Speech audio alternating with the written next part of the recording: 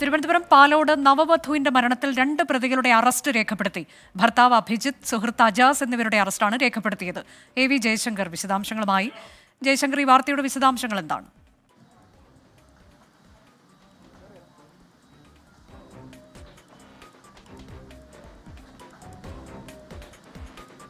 അതായത് ഇന്ദുജയുടെ മരണവുമായി ബന്ധപ്പെട്ട ഏറെക്കുറെ ദുരൂഹതകളെല്ലാം തന്നെ നീങ്ങിയിരിക്കുന്നു. മരണം ആത്മഹത്യ എന്നാണ് പോലീസ് നിലവിൽ വ്യക്തമാക്കുന്നത്. ഈ കേസുമായി ബന്ധപ്പെട്ട് നിലവിൽ 2 പേർ പോലീസ് അറസ്റ്റ് ചെയ്തിട്ടുണ്ട്. ഇവരുടെ അറസ്റ്റ് അല്പസമയം മുമ്പാണ് രേഖപ്പെടുത്തിയത്. ഭർത്താവ് അഭിജിത്ത്, ഒപ്പം തന്നെ ഭർത്താവിൻ്റെ സുഹൃത്തായ അജാസ് എന്നിവരെയാണ് പോലീസ് അറസ്റ്റ് ചെയ്തിരിക്കുന്നത്. ഈ അഭിജിത്തിനെതിരെ മർദ്ദനം, ഒപ്പം തന്നെ ആത്മഹത്യാ പ്രേരണ കുറ്റം ഉൾപ്പെടെയുള്ള വകുപ്പുകളാണ് പോലീസ് ചുമത്തിയിരിക്കുന്നത്.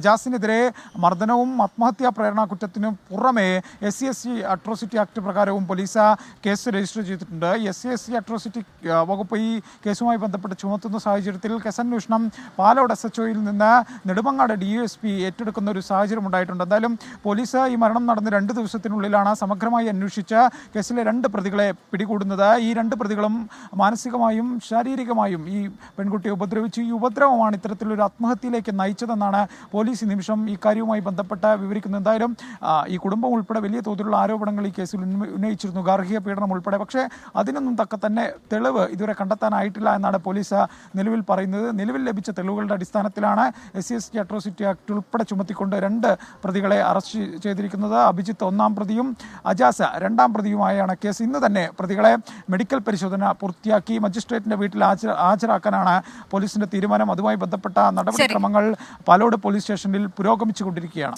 AV ജയശങ്കറാണ് വിശദാംശങ്ങൾ നൽകിയത്.